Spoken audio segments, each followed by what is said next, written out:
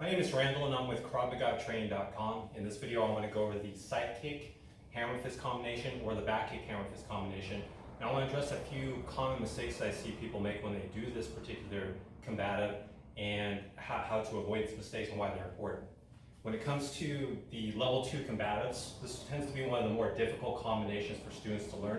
Even my more talented students who tend not to have too much trouble learning the level 2 combatives, even they tend to have trouble with this. So these suggestions are going to really help you out with this particular drill.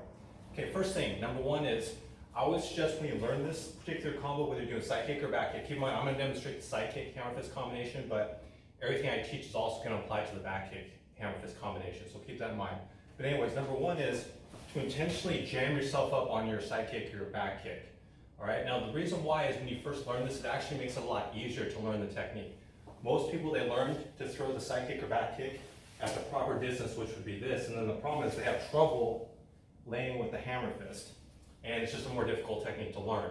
So I intentionally will jam myself up when I throw the side kick or back kick, so I'll be in perfect range, and I found that people, when they do this intentionally, they tend to learn this combination a little bit easier. Also, it tends to be a more practical application behind this. Most likely, if I was to do a side kick or back kick at range, I have sufficient space between me and the back guy where I don't need to hammer fist them in the first place. Whereas if I kick, I thought they were at range and then they end up jamming me up, that's why I need to do this hammer fist to get them off me as well as to protect my face as I do that. So when you first learn this technique, intentionally get too close. And even though you're too close for the side kick or back kick, doesn't mean that you still can't deliver sufficient power and damage. The key to this is make sure you pull your knee back nice and far, whether you're doing a side kick or back kick. Point your butt where you're kicking, and make sure you hit with your heel. So even though I'm technically jammed up on my kick, I can still cause sufficient damage. So that's my first suggestion, is get a little closer than you normally would for your kick. Second, focus on a proper recoil, meaning once I kick, I need to pull my foot back first before I set it down. So a common error is people will throw the kick, not set the foot back, and try to set the foot down here, and they tend to lose their balance during the transition. The general rule is the farther away your foot is from your body, the less control you have over it, and the more it's going to affect your balance.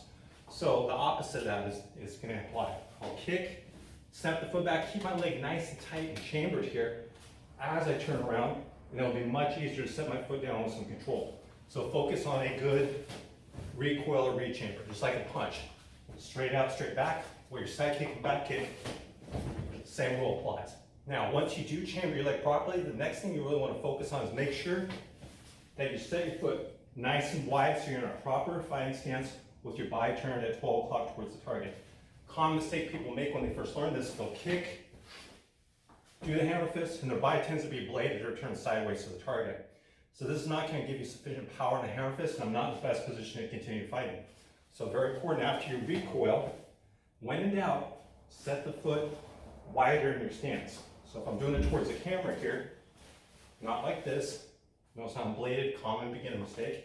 Instead, after a recoil, off to the side. When in doubt, I'd rather have your stance too wide than too narrow. So keep that in mind. And then the last detail that's super important, once you set that foot off to the side, notice how my back foot pivots into the hammer fist. So these toes should be turned right towards the target. This is going to maximize my power in the hammer fist. And also another important detail in that hammer fist, notice I'm keeping my forearm, elbow, hand higher than my chin. Common beginner mistakes, people do this and look over the arm. Keep in mind, this is not just an offensive weapon, this is a defensive weapon. If I kick and I get jammed up here, I need to lift my arm up high, tuck my chin down, roll up my shoulders, so I'm also protecting myself. Especially if I get super jammed up, if my arm's nice and high, I can still hit him with my elbow, my forearm, or my hand.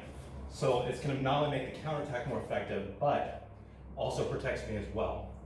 So anyways, these are all a bunch of good suggestions that you should apply with your side kick Hammerfist combo or back kick Hammerfist combination. And you're going to have a lot more success with this particular combative. And keep in mind, if you're struggling with this, you're normal. Everybody has trouble with this. So like most things, repetition, repetition. Keep practicing. Apply these tips, and you'll get it with practice. All right, thanks again for watching.